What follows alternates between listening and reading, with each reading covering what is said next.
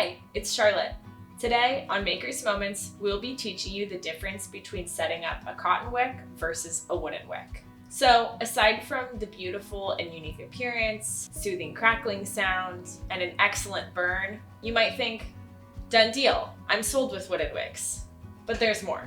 As a candle maker, wooden wicks are also easier to use. Since wooden wicks are rigid, they require no setting up with a wick bar, no straightening or fidgeting with after your candle's been poured. Setup is super simple, requiring only placing them in the wick clip and setting them in the vessel with a wick sticker.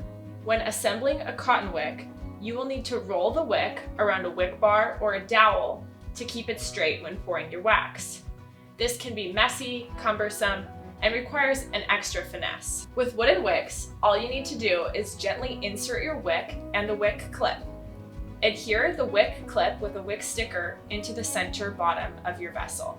Don't forget wick stickers to keep the wick and clip in place while you're pouring. We'll drop a link in the description to buy them from the Wooden Wick website.